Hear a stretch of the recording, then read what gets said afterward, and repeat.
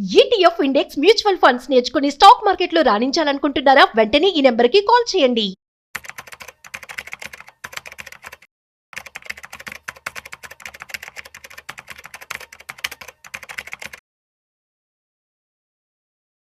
Hi hello నమస్తే, welcome back to Suman TV. Present మనతో పాటు ఉన్నారు stock market analyst Sundararam Reddy గారు.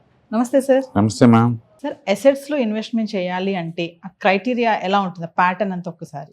రైట్. సో బేసికల్గా మీరు ఏదైనా ఒక అసెట్లో ఇన్వెస్ట్ చేద్దాం అనుకుంటున్నారు, మీ దగ్గర ఎవ్రీ మంత్ ఎంతకంత మిగులుతుంది అనుకున్నారు అనుకోండి, మీకున్న ఛాయిస్ ఏంటంటే ఒకటి ఈక్విటీ మార్కెట్లో స్టాక్స్లో ఇట్లా పెట్టుకోవచ్చు. సింగిల్ స్టాక్స్లో నాకు రిస్క్ ఉందని మీరు అనుకున్నారు అనుకోండి, better to go for portfolio లాంటివి పెట్టుకోవచ్చు. అసలు నేను హ్యాండిల్ చేయడం కష్టంగా ఉంది అనిపించింది అనుకోండి, then go for mutual funds. మళ్ళీ మ్యూచువల్ ఫండ్లో కూడా బోల్డ్ అని ఉంటాయి, ఈక్విటీ ఉంటుంది, డెట్ ఉంటుంది, రీట్స్ ఉంటాయి, ఇలాంటివన్నీ ఉంటాయి అనమాట. అలాగే రియల్ ఎస్టేట్ పెట్టుకోవచ్చు, అలాగే కమోడిటీస్ లైక్ గోల్డ్, సిల్వర్లో పెట్టుకోవచ్చు. ఇవి కాకుండా అండ్ పిఎంఎస్ సర్వీస్ అంటారు, పోర్ట్ఫోలియో మేనేజ్మెంట్ సర్వీసెస్. మనం కనుక వేరే వాళ్ళకి లీగల్లీ లైసెన్స్డ్ సెబీ వాళ్ళకి అనుకుంటే వాళ్ళు కనుక మనం 50 lakh వర్త్ మనం కనుక పెట్టగలిగితే కనుక వాళ్ళ సర్వీస్ మనం వాడుకోవచ్చు. వాళ్ళే మీ పోర్ట్ఫోలియో మొత్తం మెయింటైన్ చేస్తారనమాట లీగల్గా. అదొకటి. ఏఎఫ్ ఆల్టర్నేటివ్ ఇన్వెస్ట్మెంట్ ఫండ్స్ అంటారు.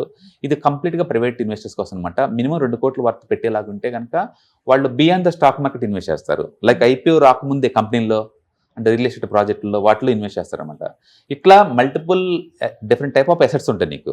కాబట్టి మీ రిస్క్ ప్రొఫైల్ తగ్గట్టు ఆ పర్టికులర్ అసెట్ని చూస్ చేసుకోవాల్సి ఉంటుంది. బేసికల్గా మీరు ఏదైనా ఒక అసెట్ చూసుకునేటప్పుడు ఫస్ట్ క్రైటీరియా ఏంటంటే మీ రిస్క్ లెవెల్స్ ఎంత ఉన్నాయో చూసుకోండి. అంటే అఫోర్డబిలిటీ రిస్క్ ఎంత తీసుకుంటారు. ఫర్ ఎగ్జాంపుల్ నేను స్టాక్స్లో తీసుకున్నాను, నేను రిలయన్స్ తీసుకున్నాను, బాగా పెరిగిద్దని ఉద్దేశంతో. అప్పుడు రిస్క్ ఎంత ఉంటుంది రిలయన్స్లో అంటే, ఏదో ఒక బ్యాడ్ న్యూస్ వచ్చింది అనుకోండి, సింగిల్ డేకి 5% పడుతుంది. రేపు జిఎస్టీ నోటీస్ వచ్చినా, ఇన్కమ్ ట్యాక్స్ నోటీసులు వచ్చినా, ఏదైనా బ్యాడ్ న్యూస్ అయినా, ఫ్యాక్టరీ ఫైర్ అయినా సింపుల్గా 5% రాపోతుంది సింగిల్ డేకే. మార్నింగ్ ఓపెనింగ్లోనే 5% రాపోతాయి. మరి ఇవాళ రేపట్లో కనుక మార్కెట్లో చూస్తే 20% లోవర్ సెక్యూరిటీ బట్టి స్టాక్స్ 100లో ఉంటాయి రోజుకి. మన బ్యాడ్ లక్ బాగుంటే మన స్టాక్ కూడా ఒక రోజు అక్కడ ఉంటుంది. అందుకని స్టాక్స్లో ఉంటే నీకు రిస్క్ ఉంటుంది, నీకు తెలియాలి. అందుకని మీరు ఏ అసెట్ తీసుకున్నా సరే ఫస్ట్ రిస్క్ ఎంత టాలరెన్స్ చేయగలుగుతారో మీకు క్లారిటీ ఉండాలి. ఓకే, అందుకని మీరు mutual funds, debts is absolutely safety మీకు. ఓకే, ఓల్డ్ ఏజ్లో వాళ్ళకి బాగుంటాయి. లేదా నాకు రిస్క్ వద్దు అనుకుంటే మల్టిపుల్ అసెట్ క్లాస్లో బాగుంటుంది అట్లా అనమాట. నేను టూ మచ్ రిస్క్ తీసుకుంటా అంటే మీరు ఒకే అసెట్లో పెట్టచ్చు. లైక్ గోల్డ్లో పెట్టాను ఒకటే అసెట్ రిస్క్ అది, స్టాక్స్లో పెట్టాను ఒకటే అసెట్ రిస్క్ అది, నేను ఏఎఫ్లో పెడుతున్నాను అది ప్రైవేట్ ఏరియాలో ఇన్వెస్ట్ చేస్తారు, టూ మచ్ రిస్క్. కాబట్టి మీ రిస్క్ ప్రొఫైల్ తెలుసుకొని ఆ పర్టికులర్ దాంట్లో పెట్టుకోవడం బెటర్ అనమాట. అన్నిటికన్నా లోయెస్ట్ రిస్క్ అంటే మాత్రం debt funds like bank deposits లాంటివి. అన్నిటికంటే హైయెస్ట్ రిస్క్ అంటే మాత్రం ఏఎఫ్ అండ్ పిఎంఎస్ స్టాక్స్ అనమాట. సో ఈ మధ్యలో మీ రిస్క్ని మీరు కన్సిడర్ చేయాలి. కాబట్టి మీరు ఎక్కడైనా ఇన్వెస్ట్మెంట్ చేసుకుందామంటే ఫస్ట్ రిస్క్ టాలరెన్స్ మెజర్ చేసుకుని ఎంటర్ అవ్వండి. అండ్ రెండోది ఎక్స్పెక్టేషన్ ఎంత టైంలో ఎక్స్పెక్ట్ చేస్తున్నారు. యూజువల్గా స్టాక్ మార్కెట్లో ఏంటంటే 2-3 సంవత్సరాలు పనికిరావు, సూట్ అవ్వవు. ఎందుకంటే తక్కువ టైంలో టూ మచ్ పడుతుంటే పెరుగుతుంటాయి. అందుకని మీకు తక్కువ టైం ఉందన్నప్పుడు డెట్ ఫండ్స్కి వెళ్ళిపోతున్నాయి గ్యారంటీగా. సపోజ్ ఒక 6 monthsలో బాబుని స్కూల్కి పంపించాలా, దానికోసం ఉంచిన డబ్బు అది. లేదా 1 year ఇంట్లో పెళ్ళి ఉంది, దానికోసం దాచిన డబ్బు. వీటిని తీసుకెళ్ళి స్టాక్ మార్కెట్లో పెడతారంటే పెట్టకూడదు. మీరు పాజిటివ్ థింక్ చేయటం కాదు, వరస్ట్ జరిగితే ఏం జరిగితే మీకు క్లారిటీ ఉండాలా. అందుకని రిస్కీ అమౌంట్ అంతా కూడా రిస్కీ ప్లేస్లో పెట్టకూడదు. అందుకని మీరు ఒక 5 years టైం ఉందనుకోండి, అబ్బో 5 years టైం ఉంటే అప్పుడు ఈక్విటీజులు రావాలి. 3 years లోపు అనుకుంటే కనుక మెజారిటీ ఫండ్స్ అని డెట్ ఫండ్స్కి మూవ్ చేసుకోవాలి. ఒక 10 years దాటి పెట్టింది అనుకోండి, అప్పుడు రిస్క్ ప్రొఫైల్ మనం పెట్టుకోవచ్చు. అందుకని ఎంత టైం ఉంచాలనుకున్నారు ప్లస్ ఎంత రిటర్న్స్ ఎక్స్పెక్ట్ చేస్తున్నారు అన్న కాంబినేషన్ మీద వస్తాయి. చాలామంది అచ్చం ఈక్విటీ లేదా ఈక్విటీ మ్యూచువల్ ఫండ్స్లో పెట్టి నేను రిస్క్ భరిస్తా అంటారు. కానీ కోవిడ్ అప్పుడు 1 monthలో అండ్ 25% డ్రాప్ అయింది మార్కెట్లో. 25% 1 monthలో. అదేంటంటే మనం అలా అనుకోలేదు అంటాం, అలాంటి ఎప్పుడైనా వస్తాయి అనుకుంటామా అంటాం. But end of the day దానికి రిస్క్ ఉంటుందని మనం యాక్సెప్ట్ చేయాలి. అదే టైంలో మల్టీ ఎసెట్ అలొకేషన్ ఫండ్స్ కానీ బ్యాలెన్స్ అడ్వాంటేజ్ ఫండ్లో కానీ పెట్టారనుకోండి, ఇంత రిస్క్ అవసరం లేకుండా నీకు అదే రిటర్న్స్ వస్తాయి. అందుకని రిస్క్ తక్కువ చోట మనం అనలైజ్ చేసుకుని పోవటం బెటర్ అనమాట. కాబట్టి మీరు ఎక్స్పెక్టెడ్ రిటర్న్స్ ఎంతకాలం ఉంటున్నారో దాన్ని బట్టి కూడా మన అసెట్ని చూస్ చేసుకోవచ్చు. తర్వాత లిక్విడిటీ, మన ఇన్ టైంలో నాకు కావాలని డబ్బు వస్తుందా లేదా దాంట్లో పెడితే. సపోజ్ పిఎంఎస్లో పెట్టారనుకోండి, నువ్వు మొత్తుకున్నా కూడా 1 year లోపు ఇవ్వరు. ఏఎఫ్లో కానీ పిఎంఎస్లో కానీ పెడితే దాని లాకింగ్ పీరియడ్ ఉంటుంది, అది దాటి బయటకు వచ్చిందాక నీకు ఇవ్వరు. నేను అదే రియల్ ఎస్టేట్లో పెట్టాను అనుకోండి, అసలు కొనేది కూడా ఉండదు. అర్జెంట్ కావాలా, 20-30 తగ్గించి అమ్మాలా, అమ్మినా సరే ఇలా ఇస్తానంటే 6 నెలలు పడుతుంది, లిక్విడిటీ ఉండదు. అదే నేను డెట్ ఫండ్స్లో పెట్టాను అనుకోండి, నేను రేపు ఈరోజు సెల్ బటన్ రేపటికల్ రావచ్చు. మ్యూచువల్ ఫండ్స్లో పెట్టాను అనుకోండి, ఎగ్జిట్ లోడ్స్ ఉంటేనే కానీ బట్ ఈ రోజు సెల్ బటన్ కొడితే వితిన్ 2 days కల్లా నాకు అమౌంట్ వచ్చేస్తాయి. అదే లిక్విడ్ ఈటీఎఫ్లో పెట్టామనుకోండి, స్పాట్లో డబ్బు వచ్చేస్తాయి మార్కెట్ లైవ్లో ఉంటే. కాబట్టి మీకు లిక్విడిటీ ఏమైనా ఇష్యూస్ ఉంటే కనుకుంటే దాన్ని కూడా ఫిక్స్ చేసుకోవాలా. అర్జెంట్ కావాలంటే నీకు కొన్ని ఏట్లు రావు, డబ్బులు రావు అనమాట. కాబట్టి మీరు ఇన్వెస్ట్మెంట్ చేసేటప్పుడు నీకు అర్జెంట్ రిక్వైర్మెంట్ ఉందా లేదా చెక్ చేసుకొని పెట్టుకోవడం బెటర్. అందుకని అసెట్ క్లాస్లో పెట్టేటప్పుడు కొన్ని ముందు ఎమర్జెన్సీ నీడ్స్ కోసం కొంత డబ్బు పక్కన పెట్టుకోవడం బెటర్. ఎందుకంటే ఎప్పుడు ఏమవుతుందో తెలియదు. ఆఫీస్కి వెళ్తున్నాను, కార్ బ్రేక్ డౌన్ అయింది, వదిలేసి పోలేం కదా. రిపేర్కి మోయినా కానీ బ్యాంక్లో డబ్బులు ఉంచుకోవాలి కదా. అలా వద్దు ఎలా అనుకుంటానని అనకూడదు నువ్వు.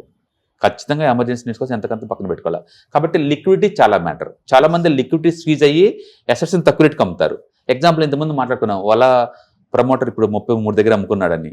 ఎందుకు అమ్ముకోవాల్సి వచ్చిందంటే అక్కడ అమౌంట్ లిక్విడిటీ లేదు. 133 దగ్గర ఉన్నప్పుడు అమ్ముకోవచ్చు, బెటర్ ప్రైస్ వచ్చింది నీకు. బట్ నువ్వు అలంగా పెరిగిద్ది అనుకున్నావు, బట్ ఇప్పుడు తప్పలేదు కాబట్టి అమ్ముకోలేదు అనమాట. అందుకని లిక్విడిటీ డస్ మ్యాటర్. అది చూసుకోండి లిక్విడిటీ ప్రాపర్గా ఉంటుందా లేదని. నెక్స్ట్ వాలటిలిటీ ఎంత ఉంటుంది, ప్రతి అసెట్కి దాని ఓన్ వాలటిలిటీ ఉంటుంది. అండ్ ఫర్ ఎగ్జాంపుల్ మనం డెట్ ఉందనుకోండి, హాయి కళ్ళు మూసుకోవచ్చు. ఎవ్రీ మంత్ 1,00,000 పెట్టామంటే 600 రూపాయలు బ్యాంక్ అకౌంట్లో పడుతుంటాయి, జీరో వాలటిలిటీ. ఓకే, అదే స్టాక్స్ అలా కాదు కదా, టూ మచ్ అటు షేక్అవుట్ అవుతూ ఉంటాయి కదా.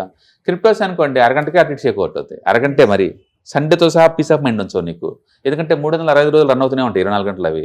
కాబట్టి ఒక్కొక్క అసెట్లో ఒక్కొక్క రకమైన వాలటిలిటీ ఉంటుంది, తెలుసుకొని తీసుకోవటం బెటర్. ఓకే, అలాగే ఐడియల్ ఇన్వెస్ట్మెంట్ టైం ఎంత టైం పెడితే నాకు ప్రాపర్ అమౌంట్ వస్తాయి అనమాట. ఏదైనా మొక్కేసామనుకోండి, అది పండిందాక మనం వెయిట్ చేయాలి, మధ్యలో తొందరపడితే రాదు కదా. ఇవి కూడా అంతే. మీరు ఏ పర్పస్ కోసం పెడుతున్నారో క్లారిటీ ఉండాలి. ఓకే, అండ్ లాంగ్ టర్మా, షార్ట్ టర్మా, మిడ్ టర్మా, ఏ గోల్ కోసం పెడుతున్నారు.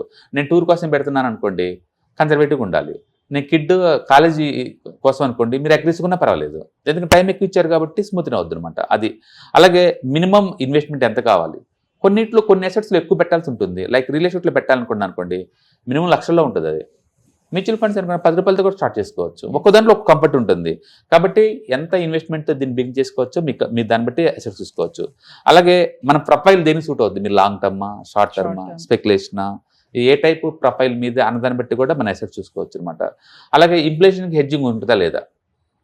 చాలామంది డెట్ ఫండ్స్లో పెడితే బ్యాంక్ అకౌంట్లో వేసేస్తే నాకు సరిపోద్దులా అనుకుంటారు. బట్ బయట రేట్లు పెరుగుతున్నాయి కదా, బట్ లివింగ్ కాస్ట్ పెరుగుతుంది కదా, దాన్ని కూడా బీట్ చేసేంత అమౌంట్ రావట్లేదు అనుకుంటే అది బ్యాడ్ అసెట్. అందుకని డెట్ ఫండ్స్ అందరు సూట్ అవుతాయి అంటే అవ్వవు. అంటే చాలామంది ఇవాళ రేపట్లో ఏంటంటే అండ్ కిడ్స్ గర్ల్స్ మ్యారేజ్ కోసం అని చెప్పేసి SSY దాంట్లో పెడతా ఉంటారు. అది మంచి ఫండే కాదు, అది మంచి ఫండ్ కాదని కాదు. బట్ మీరు కనుక ఒక 15 years టైం ఉంటే కనుక ఈక్విటీలో పెట్టుకుంటే బెటర్, ఎక్కువ రిటర్న్స్ వస్తాయి కదా. తక్కువ టైం ఉన్నప్పుడు దీంట్లో పెట్టుకోవచ్చు. ఓకే, అందుకని టైం ఎక్కువ ఉన్నప్పుడు better to take the risk అనమాట. ఎక్కువ డబ్బులు అంటే ట్రై చేసుకోవడం బెటర్. ఎందుకు 7కి 8కి మనం రిస్ట్రిక్ట్స్ అవ్వాలి. ఓకే, అందుకని ఎంత టైం ఉంది దాన్ని పెట్టేసి ఇన్ఫ్లేషన్ని మనం బీట్ చేస్తున్నాం లేదా దాన్ని పెట్టేసి కూడా మనకు వెయిటేజ్ వచ్చింది అనమాట. మీరు ఏ అసెట్లో పెట్టండి, అది ఇన్ఫ్లేషన్ బీట్ చేసే అసెట్ అయి ఉండాలి. ఇన్ఫ్లేషన్ ఈక్వలెంట్ కూడా రావట్లేదంటే అది వేస్ట్ అనమాట. అది ఆ తర్వాత ఎంట్రీ ఎగ్జిట్ ఏ టైంలో అవుదాం అనుకుంటున్నారు, ఒక మంచి టైంలో అవ్వాలి. సపోజ్ నేను ఈక్విటీ మార్కెట్లో పెట్టాను అనుకోండి, మార్కెట్ ఆల్ టైమ్ హై దాటితే ఒక 10 to 15% ముందుకు వెళ్తాను అనమాట. తర్వాత మళ్ళీ బ్యాక్ వచ్చింది, ఫుల్ బ్యాక్ కోసం. ఆ టైంలో బయటపడటం బెటర్. అలాగే నేను మ్యూచువల్ ఫండ్లో పెడుతున్నాను అనుకోండి, నా పోర్ట్ఫోలియో 20% IRR ఉన్నప్పుడే బయటికి పోతాను, మధ్యలో నేను డ్రాప్ అవ్వను. ఇంకా అలా ఒక టార్గెట్లా పెట్టుకున్నారు అనుకోండి, మంచి టైంలో బయటికి పోవచ్చు. అండ్ ప్రతి కుక్కకి ఒక రోజు వస్తున్నట్టే ప్రతి ఇన్వెస్టర్ కూడా ఒక మంచి రోజు వస్తుంది, ఒక మంచి ఇయర్ వస్తుంది. ఆ టైం దాకా వెయిట్ చేసి ఆ టైంలో బయటికి పోవడం బెటర్ అనమాట. ఆ టైంలో మంచి రిటర్న్స్ వస్తుంది కాబట్టి బాగుంటుంది. అలాగే ఎంట్రీ ఎగ్జిట్ ఎప్పుడెప్పుడు ఎలా చేసుకోవచ్చు దాన్ని బట్టి అనమాట. అలాగే రెగ్యులేషన్స్ ఎలా ఉన్నాయి, ఓకే, అంటే ప్రాపర్ ఛానల్లో మనం వెళ్తున్నాం లేవా, మళ్ళీ అలాంటివి కూడా చూసుకోవాల్సి ఉంటుంది అసెట్స్. అంటే చాలామంది క్రిప్టోస్లో పెడతారు, గవర్నమెంట్ రిపోర్ట్ చేయరు, సెబీ పర్మిషన్ కూడా లేవు, స్టక్ అయిపోతారు. అమెరికాలో ఇన్వెస్ట్ చేస్తారు, ఆ విషయం మన ఐటీ ఫైలింగ్లో ఇన్వెస్ట్ చేయరు. ఏ ముందులో మనం తీసుకున్న 10 యాపిల్ స్టాక్స్ కదా అనుకుంటారు. బట్ ఇంటర్నేషనల్ లెవెల్లో మీరు ఏదైనా అసెట్స్ కొంటున్నారంటే ITR ఫైల్ మారిపోద్ది ఆటోమేటిక్గా. అది మీరు రిపోర్ట్ చేయాలి ఇన్ టైంలో. ఇంపోర్ట్ చేయలేకపోతే వితిన్ 10 years వాళ్ళు నోటీస్ వచ్చే ఛాన్స్ ఎక్కువ ఉంది. కాబట్టి రెగ్యులేటరీ రిక్వైర్మెంట్స్ ఏమున్నా చూసుకోండి మీ అసెట్ క్లాస్ని పెట్టేసి, దాన్ని బట్టి మీకు ఇది అవుద్ది అనమాట. అలాగే మీ ఫైనాన్షియల్ గోల్స్ కాస్త సూట్ అవుద్దా లేదా. నా రిక్వైర్మెంట్ ఇయర్లీ 20% అనుకోండి, నేను డెట్ ఫండ్స్లో పెట్టి ఎక్స్పెక్ట్ చేయకూడదు. డెట్ ఫండ్స్లో పెట్టేసి ఆ రిటర్న్స్ ఎక్స్పెక్ట్ చేయకూడదు. నేను చాలా భయస్తున్నాను అనుకోండి, ఈక్విటీలో పెట్టేసి పీస్ ఆఫ్ మైండ్ దొరకదు నీకు. కాబట్టి మీ సూటబుల్ ఫైనాన్షియల్ గోల్స్ తగ్గట్టు ఉన్న అసెట్ క్లాస్ని పెట్టుకోవటం బెటర్ అనమాట. అట్లా మనం ఎన్ని కంబైన్ చేసుకున్నప్పుడు ఏది మీ ఫైనాన్షియల్ గోల్స్, మీ రిస్క్ ప్రొఫైల్, ఎంతకాలం మీరు ఉండగలుగుతారు, ఏ టైంలో బయటికి పోతారు, ఎంత ఎక్స్పెక్ట్ చేస్తున్నారు, లిక్విడిటీ ఇన్ టైంలో ఉంటుందా లేదా, ఓకే. అండ్ ఫైనాన్షియల్ గోల్స్ ఏంటి, ఎంతకాలం ఉంటే బాగుంటుంది, మీ ప్రొఫైల్ ఎంత బయస్తులు మీరు, ఇవన్నీ చూసుకున్న తర్వాత అసెట్ క్లాస్ని చూస్ చేసుకోవడం బెటర్ అనమాట. ఒక్కో అసెట్లో ఒక్కొక్క రిక్వైర్మెంట్ ఉంటుంది, ఒక యూనిక్నెస్ ఉంటుంది, డిఫరెంట్ లైఫ్ స్టైల్ డిఫరెంట్ అనమాట. నేను ఓల్డ్ ఏజ్కి వచ్చాను, నాకు కొన్ని సూట్ అవుతాయి బాగా. నేను యూత్లో ఉన్నాను, రిస్క్ తీసుకోవచ్చు, కొన్ని సూట్ అవుతాయి నీకు. అంటే టైం బట్టి, లైఫ్ సైకిల్ని బట్టేసి, ఫైనాన్షియల్ గోల్స్ని బట్టేసి, మీ లిక్విడిటీ రిక్వైర్మెంట్ బట్టేసి కొన్ని మీకు సూట్ అవుతూ ఉంటాయి అనమాట. అందుకని అందరినీ మీరు తీసుకొని అని నీకు నచ్చింది చెప్పడం కాదు, అవతల రిక్వైర్మెంట్స్ని అర్థం చేసుకొని దాన్ని తగ్గట్టు డిజైన్ చేసుకోవాలి. అందుకని ఫినాన్స్ ఎప్పుడు పర్సనల్, అది అందుకని దాన్ని పర్సనల్ ఫినాన్స్ అంటారు. ఏ ఇద్దరికి ఒకటి సూట్ అవ్వదు, అందుకని వాళ్ళతో పర్సనల్గా మాట్లాడి వాళ్ళ ఇష్టాలు మనం చూసుకొని దాన్ని తగ్గట్టు మనం డిజైన్ చేస్తాం అనమాట. సో మరి కమింగ్ అప్ 27, 28 మన క్లాసెస్ ఉన్నాయి 2 days ఈవినింగ్. ఏం చెప్పబోతున్నారు క్లాసెస్ లో? ఎవ్రీ వెబినార్కి ఎవ్రీ మంత్ మనం 2 times వెబినార్ కండక్ట్ చేస్తూ ఉండండి. దీంట్లో మీకు ఆన్లైన్ వెబినార్ కాబట్టి కంఫర్ట్ టైంలో మీరు అటెండ్ అవ్వచ్చు మీ ప్లేస్ నుంచి మీకు. And ETFs, index funds, mutual ఫండ్స్లో మీకు ఇస్తారు. మీరు బిగినర్ అయినా లేదా ఎక్స్పీరియన్స్ అయినా కూడా మీకు అది బాగా యూజ్ అవుద్ది.